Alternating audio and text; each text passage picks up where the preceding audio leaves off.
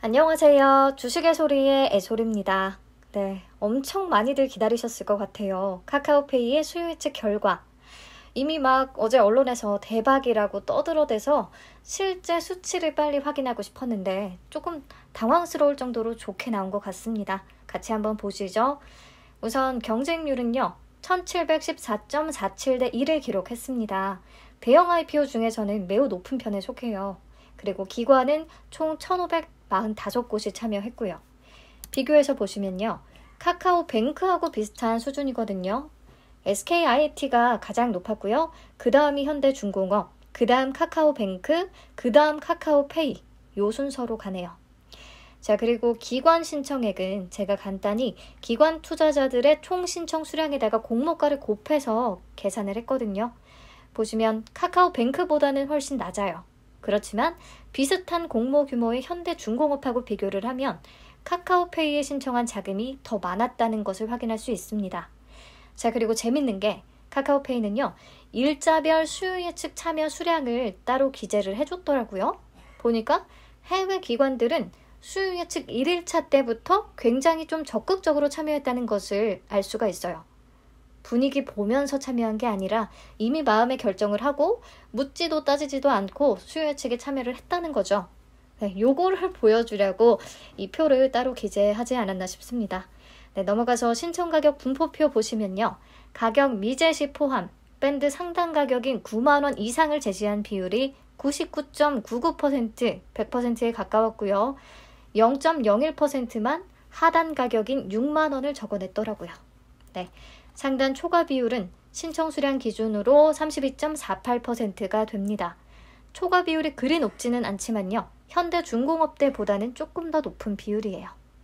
자, 그래서 공모가는 상단인 9만 원에 확정이 됐고요. 다른 부분에 변동은 없습니다. 총 공모 규모가 약 1조 5,300억 원, 예상 시가총액은 약 11조 7,330억 원이 되겠습니다. 네, 넘어가서 의무보유 확약 비율을 보시면요. 요것도 조금 달라요. 카카오페이는 남들과 달라도 조금 다르네요. 확약 신청 기간이 굉장히 촘촘하게 세분화되어 있어요. 6개월, 5개월, 4개월 이렇게 1개월 단위로요. 우선 신청 수량 기준 70.44%나 기록을 했거든요. 이게 2014년 이후에 1조 원 이상 규모의 IPO 중에서는 최고치를 기록한 것이라고 합니다. 그걸 떠나서요. 수요 예측 때 70% 이상을 기록했다니 진짜 대단한 수치기는 하네요. 그리고 보면요. 6개월과 3개월 신청 수량이 가장 많습니다. 장기적인 성과를 기대하는 기관도 꽤 많다는 뜻이니까요. 네, 좋게 받아들일 수 있을 것 같아요. 그리고 기관별 신청 현황을 보시면요. 해외 기관 투자자, 언론에서 보면 다른 IPO하고는 달리 매우 적극적으로 의무 보유 확약에 참여했다라고 하는데 매우 적극적이다라고 볼 수는 없을 것 같아요. 확약을 신청한 기관이 총 976개거든요. 이 중에서 해외 기관은 총 32곳밖에 안 됩니다. 그리고 기존에 거래가 있었던 해외 기관들 중에서는 11개 기관이 참여를 한 거고요.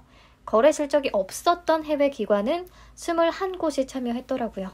네, 어쨌든 생각보다는 꽤 많은 기관들의 참여가 있었습니다. 확약 비율은요. SK바이오팜이 수요 예측 때 81%였거든요. 그 다음으로 높은 수준이에요. 최종적으로 확약 비율이 더 올라간다면 최종은 SK바이오사이언스 정도를 기대해 볼 수 있겠는데요.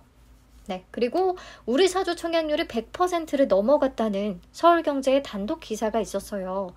이 부분은 증권 발행 실적 보고서를 확인하는 게 가장 정확하기는 하지만 이 정도로 기사를 띄울 정도면 어느 정도는 확인을 했다고 봐야겠죠. 네, 카카오페이는요. 우리 사주조합에 340만 주를 배정했었고요.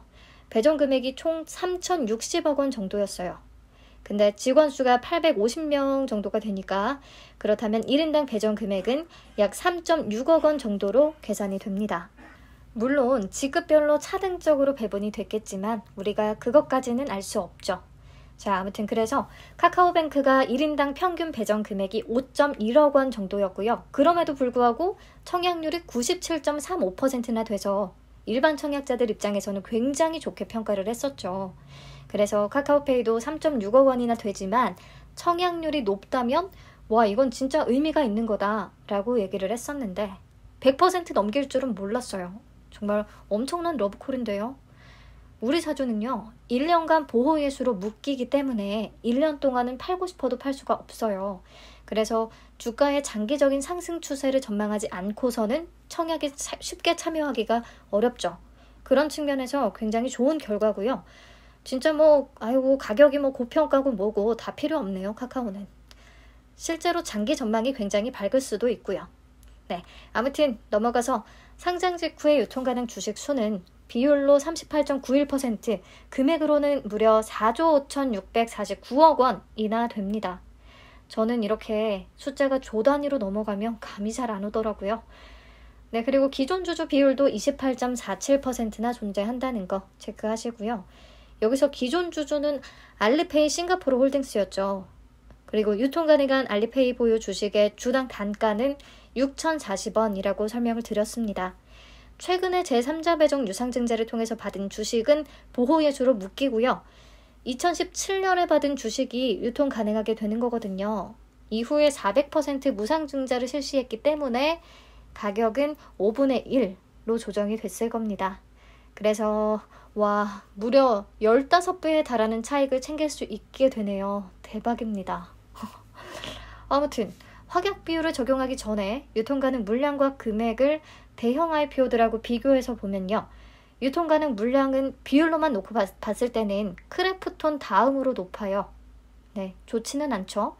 그리고 유통 가능 금액은 카카오뱅크와 비슷한 수준으로 굉장히 높은데요.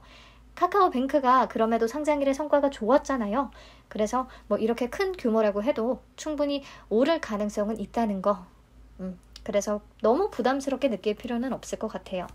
자, 정리 가볍게 해주시면 되겠고요. 카카오페이는 100% 균등 배정이기 때문에 배정 물량 확인하고요. 증권사 정보 다시 체크하면서 마치도록 하겠습니다. 배정 물량은 삼성증권이 가장 많고요. 그 다음이 대신, 그 다음이 한투, 그 다음이 신한금융투자 순서인데요.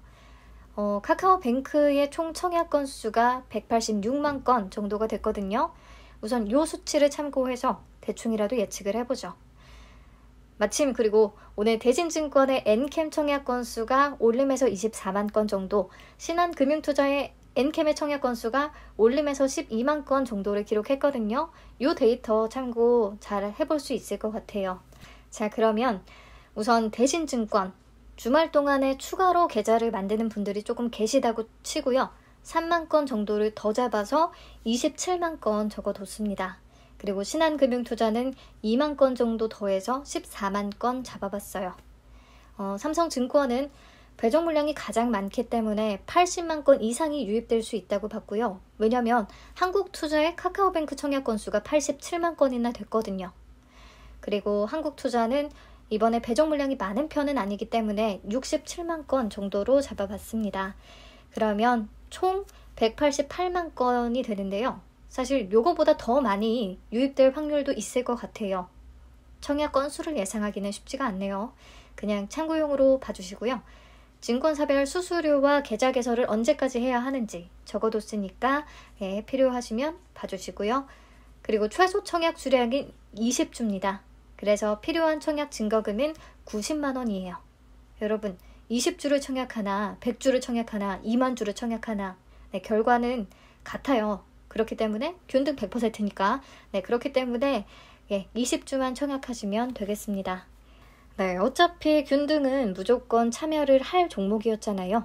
근데 이렇게 수요 예측 결과가 좋으니까 우선 마음이 홀가분하기도 하고 기대가 되는 측면도 있고 그렇기는 하네요. 진짜 카카오 계열사라고 하면 좀 무조건 달려드는 그런 식의 흐름이 나타나서 이게 맞는 건가 싶기도 하고요. 어쨌든 다음 주는요, 카카오페이 균등하고 피코그램에 비례하실 분들은 참여하시면 되겠습니다. 이번 주 정말 고생 많으셨어요. 기분 좋은 주말 되세요.